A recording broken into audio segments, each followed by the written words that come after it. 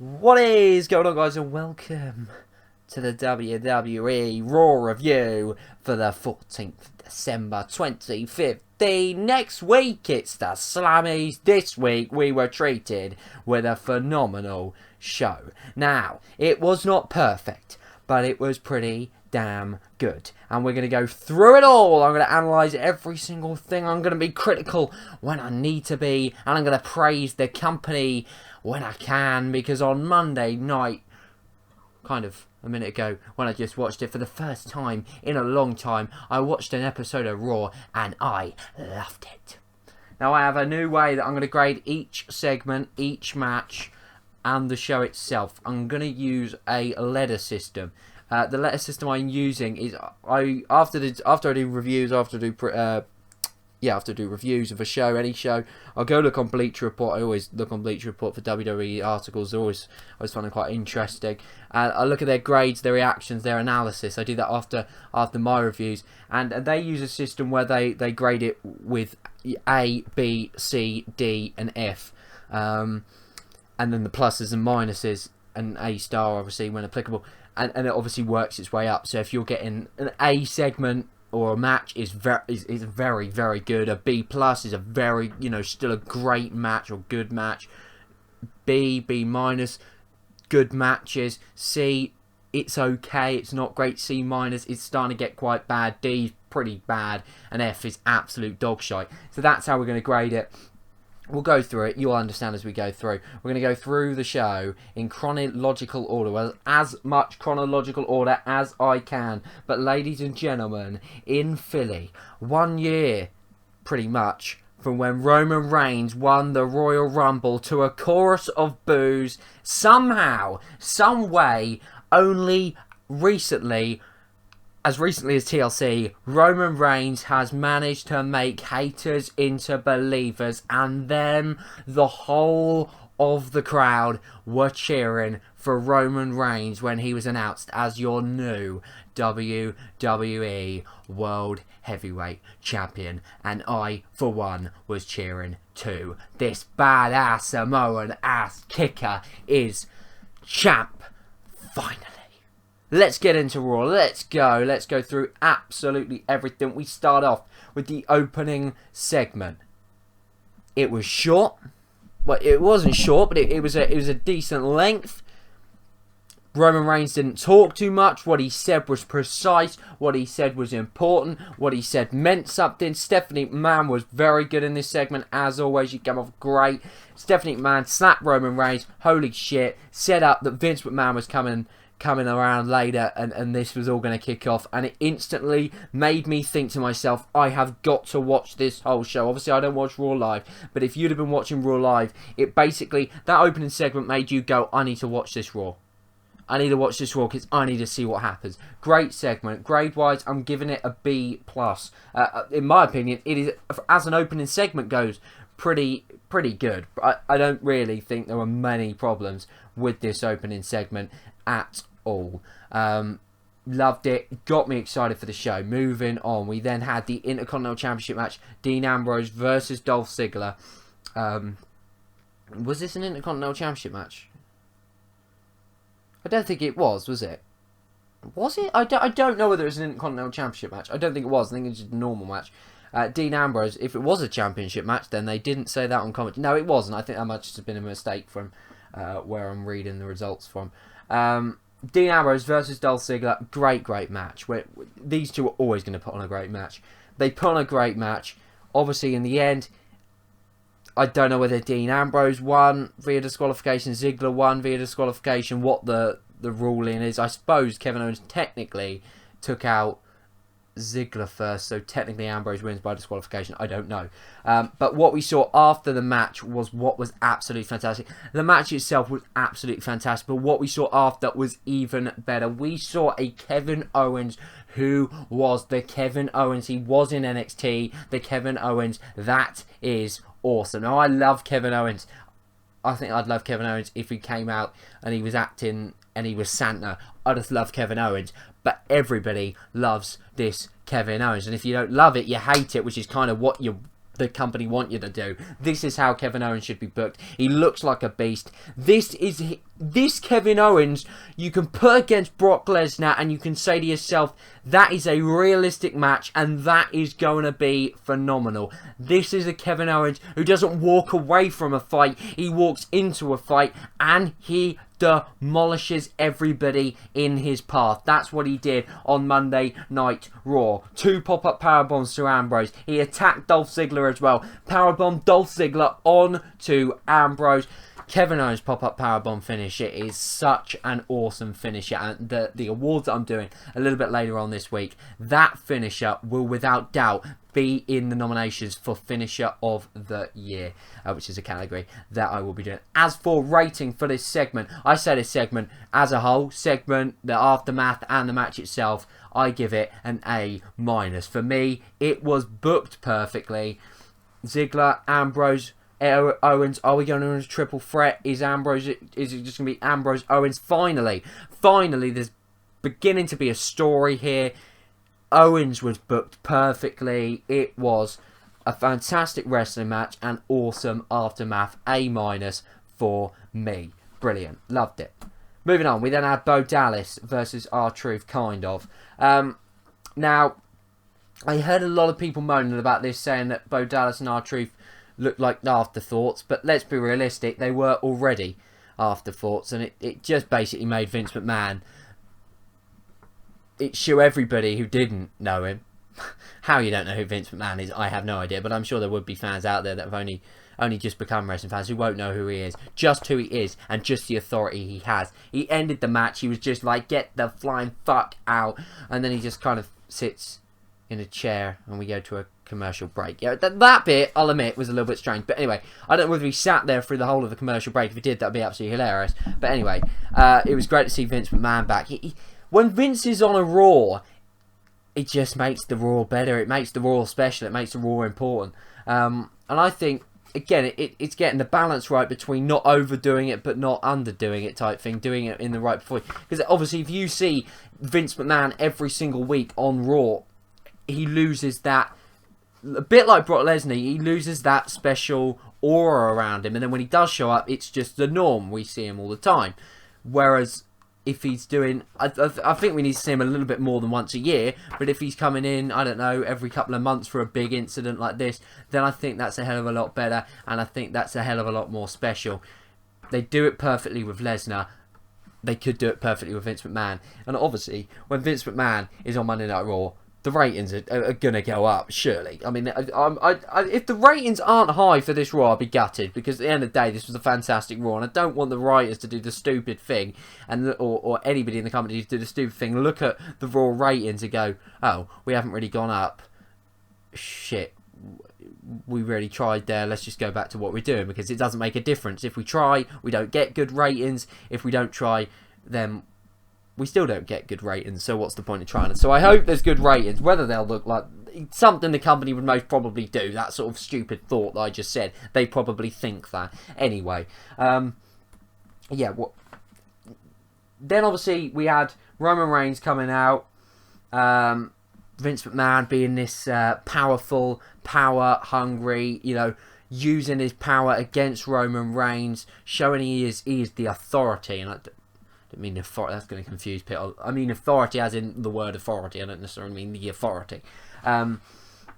So yeah, he's saying, you know, to Roman Reigns, you need to apologise. You need to get on your hands and knees, and you need to apologise to me. And Roman Reigns is standing there, and he is shaking his head. He ain't apologising to nobody. Whether you are Vince McMahon, or whether, as Vince said, you are God Almighty. He ain't apologising to nobody. We had the sort of the bitch remark. We had the you're fired remark. It was. I enjoyed this segment. I'm not gonna lie. That was later on in the segment. Obviously, Roman Reigns. He refused. Sheamus comes out. He interrupts. Obviously, he's sucking Vince McMahon's dick. He's a heel. They're heels. That's what they do. And he says, I'm so confident I can beat Roman Reigns. I want a match with him tonight, and I want to put my title on the line.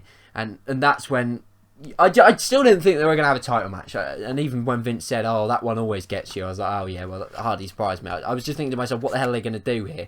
But anyway, it goes to the point, Roman Reigns said something. He called him old. He called him... what did he call it? He called him old. I'm trying to think exactly what he said. He insulted Vince McMahon's nerve. His balls. Let's put it that way. He said, Vince, you ain't got no balls. Vince McMahon said, you know what, you son of a bitch. Have your match. Have it for the title tonight, live, Monday Night Raw. But if you don't win, you're fired. That's basically what he said.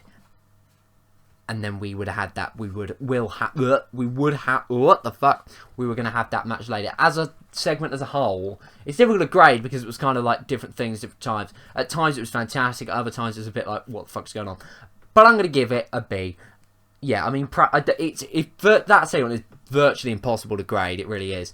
We're going to move on to Alberto Del Rio and Rusev, versus Ryback and Jack Swagger. We got the League of Nations, or one half of the League of Nations, half of the League of Nations. Jesus, I can't fucking talk today. Versus Ryback and Jack Swagger. When I saw this match, I was like, yeah, I don't really care. I've given it grade-wise a C-. I nearly choked then. Yeah, it just wasn't good. There was no point to it. The only point was to give the League of Nations a win, which was good. They got that. That was correct decision. It just felt like we've seen it all before. It didn't really take us anywhere. And yeah, it was just a meh. The match was okay, but it wasn't anything special. It was just one of those segments which was pretty goddamn boring, really. Anyway, let's move on. We then got on. I mean, let me just talk about the Rosebush for a second. I mean, how pointless is that? Like, I'm all for utilising talent, but I mean, for fuck's sake, Leo Kruger, that's utilising him. Not Adam fucking Rose and the shitty Rosebush. It's pointless, it's crap, it needs to die. Not Adam Rose. Well, his character, yes, that needs to die. But the Rosebush, especially. I don't mean actually him, because that would be madness to say that. Let's move on. Tyler Breeze. Oh, shit. I'll just get... Tyler Breeze versus Taylor... What? Neville versus Tyler Breeze. I can't read. Yeah, Miz came out and sat ringside. He kind of sang his entrance, which I found funny. I love the Miz. I think he's fucking hilarious. I love him as a heel. He's so great a heel. He's so good at pissing people off. And I think it's fucking hilarious. That would be... Miz's role would be my dream role if I was... Well, yeah, it kind of would. It kind of wouldn't. It would... I'd find that role so easy to play because I just love fucking people off. I think it's so fun. So that role would be a perfect role if I ever was in WWE, which will never happen. Let's just say it did. Miz... I'd love to play his role. That's what I was trying to say there. It took me a long time to fucking say. I could have just said that sentence straight away. But we got there in the end. Hang on, am I recording? Yep, we are recording. That is always a positive. I did just have a little mini heart attack. Anyway, Tyler Breeze versus Neville. And the match was okay, but yeah, I'm not happy. Tyler Breeze has been booked like shit since coming to the main roster. I'm going to be honest with you. Got the win at Dolph Ziggler at Survivor Series. Which kind of, you think to yourself, first defeat Dolph Ziggler had at Survivor Series. And you'll think to yourself, hang on a minute, they might actually book Tyler Breeze well.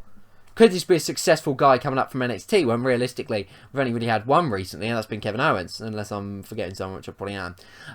Because I don't class Neville as being a success. Not that he hasn't been a success, but the way he's been booked has just not been a success. And then he went and lost to Dolph Ziggler twice. Well, I'd have switched it round. I'd have said... Ziggler beat him at Survivor Series, keep that run going. Breeze then beat him and win the feud. I don't see a problem with that. Breeze gets a couple of important wins. He gets them on Raw. He gets them on... what do we call it? Don't know. SmackDown. That's it. It's so irrelevant and so pointless that I forgot its name. So I do still watch SmackDown. I mean, loads of people don't watch SmackDown. I still fucking watch SmackDown. Shit, why the fuck do I watch SmackDown? I fucking watch SmackDown. Oh no, it's on the USA Network, so I'm going to have to watch it. Well, it's not on the USA Network for me, but technically it's on the USA Network, so they might actually start bothering. But then again, thinking about it, they probably won't. It would be funny if SmackDown drew better viewers than Raw. Anyway, I'm just going off on a tangent. That's beside the point. But anyway, Yeah, Tyler Breeze's been booked like shit. And he was just... I'm trying to think of a word to use. He was just like the third person. The afterthought, that's a word to use. Finally, I get there. An afterthought in this match. And that was disappointing, to say the least. The way I've got written on my little notes here, he's losing more than he's winning already. Already he's being booked badly. It's just disappointing, really. He needs a feud.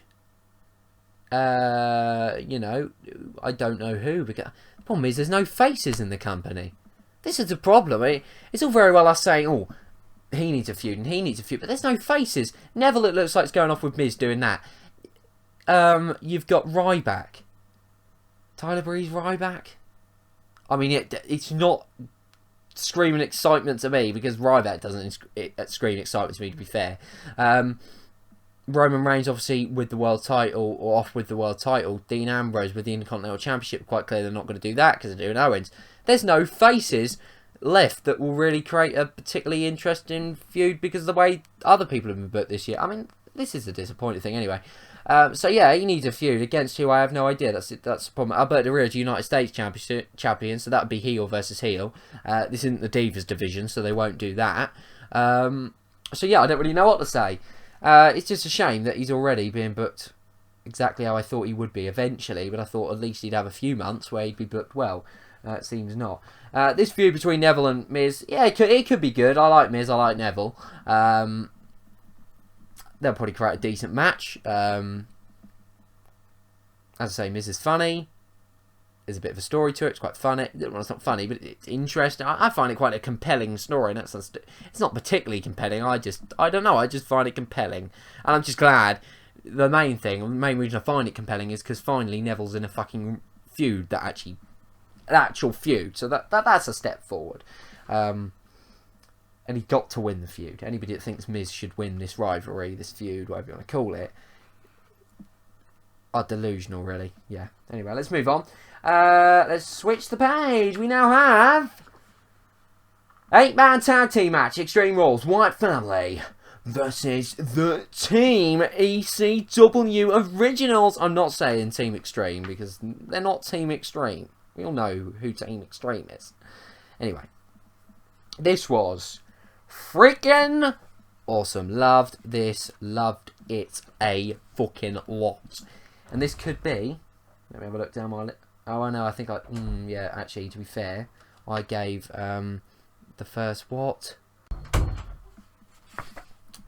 Right, apologies about that, but we'll get back to it. I was talking about the Extreme Rules match. This was awesome. Now, we already had an A-grade segment. This one was number 2.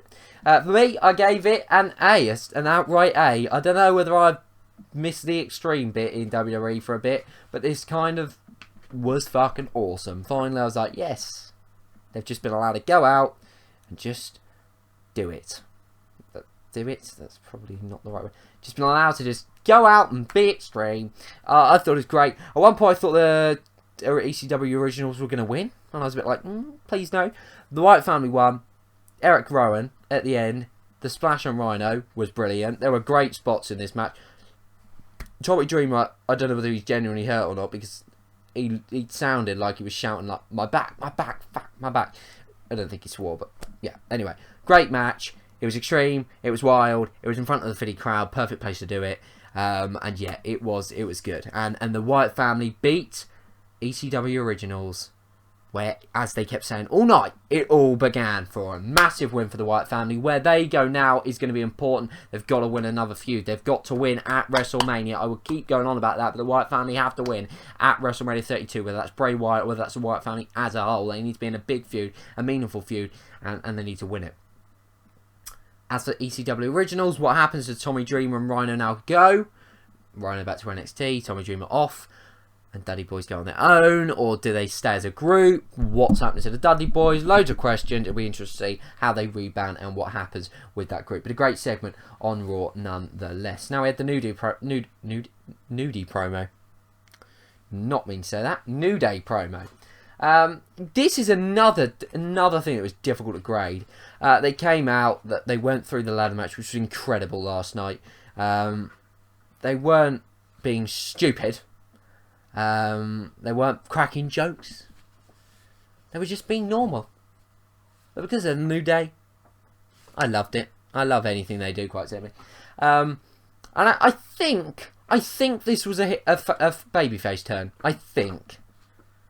I mean, I already like the New Day, and loads of people like the New Day. So they kind of already are baby faces, but they've kind of been booked as heels recently.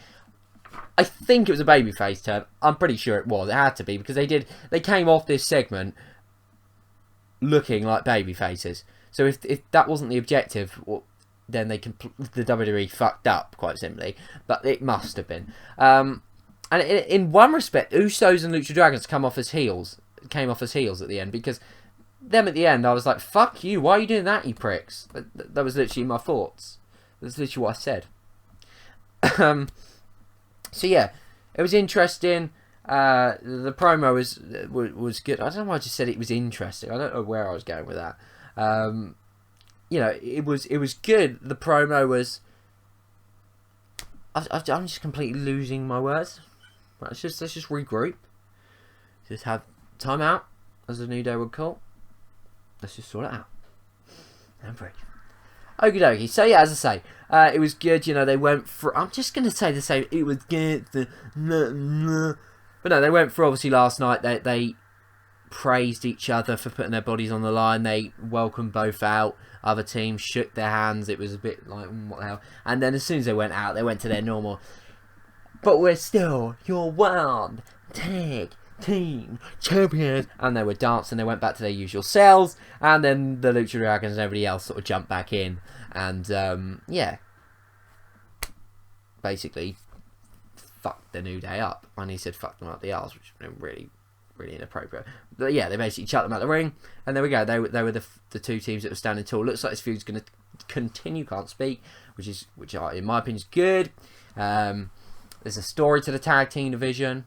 Tag team division is hot. It's good. Producing great matches. New Day, fantastic team. Yeah, not a bad segment. I'm going to give it a B-. I thought it was a difficult segment to grade. But yeah, that's what I'm going to give it. So moving on, Charlotte and Becky Lynch versus Brie Bella and Alicia Fox. We had Ric Flair accompanying down the ring. I mean, so fucking pathetic. I don't want to talk about this match because it's pissing me off. Charlotte and Becky Lynch won. Becky Lynch didn't notice that Ric Flair cheated and helped. She'll find that out. Charlotte and Becky will probably go into a feud. They'll face each other at Royal Rumble. Charlotte will win, and yeah, that'll be that really. And Becky Lynch once again will look like dog shite because of the way she's booked. And I'm just sick and tired of. I don't know. I'm just sick and tired of it really. I don't really want to talk about it. I want to get on to the best part of Raw. This segment. We're going to get our first A star. I don't really care what anybody says. I thought this was absolutely awesome. Edge of the seat stuff. Didn't know which way it's going. I'm going into the match and I'm saying to myself, Roman Reigns is not going to become the World Heavyweight Champion. I want him to be, but he is not going to become the World Heavyweight Champion. End of the segment. I'm going, holy shit, Roman Reigns is World Heavyweight Champion. Raw, WWE finally accomplished something that I've been craving that they did. And craving because I always say that if you have unpredictability, can't nearly fuck up that word, then you have a good show. You have suspense. You have reason to watch because you don't know what's going to fucking happen. When it's predictable, you know what's going to happen. So you only watch if you're like me and you just... Yeah, why the fuck did I watch? Why the fuck do I watch half time? Anyway, because we're wrestling fans, but you know what I mean.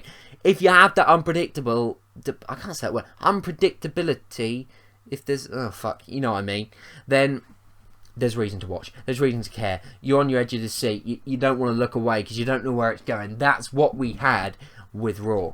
How I predicted it, Vince McMahon would screw him over. He'd fire Roman Reigns and we'd go for that, and Sheamus would say World Heavyweight Champion. Instead, Roman Reigns screwed Vince McMahon. Not literally. I like to emphasise. But as I said at the start, the show, the way that the crowd cheered him at the end, I just thought was a fantastic moment, an incredible moment, because from where, and the reaction he got from the Royal Rumble nearly a year ago, from that exact same arena, more than likely there were people in there that were booing him at Royal Rumble who are now cheering him. TLC has done an incredible thing for Roman Reigns, and I just pray to God, and I hope to God, that they keep booking him as this monster, as this beast, as this, I am going to kill the Authority. I'm not just going to beat up the Authority like Johnny Boy. John? I am going to literally punch you, kick you, I don't care, fire me. I'm Roman Reigns, and I'm an arse kicker. That Roman Reigns, everybody loves. It was just brilliant. As I say, when Vince McMahon pulled Roman Reigns away, you're like, oh, for fuck's sake, you've got to be kidding me. We had the League of Nations come out trying to screw him over. You're thinking, he ain't going to be able to do it. The Broad Kick gets, did he super, no, he Superman punched, Vince McMahon, which was fucking awesome. Then got Broad Kicked, then got kicked out. I think this is the right order. I might be completely fucking up the order. Basically, kicked out. Sheamus went for a number 2. Oh, God, that didn't come out right. Sheamus went for Broad Kick number 2. Reigns hit him with a spear. 1, 2, 3, your new World Heavyweight Champion. And it is awesome. You can believe that. Why do I say believe? It's believe that. Yeah. Frickin' awesome end to Monday Night Raw. And the show as a whole, I'm going to give a B+. It was a good show. Maybe I'm being too harsh. I don't want to give it like an A. I don't want to rate it too highly, but then again, I don't want to. Yeah, we'll give it a B+. Very close to an A-. We'll give it a B+ though. Fantastic show. There were parts that weren't great. There are Charlotte, the Diva segment, Tyler Breeze Neville bit because of Tyler Breeze, and the tag team match that stops this show from being an A. But ultimately, the show as a whole was great. What's next? What is going to happen with Roman Reigns? Where are they going to go with it? Is he going to be fired next week? Is he going to be stripped of the world title? Surely not.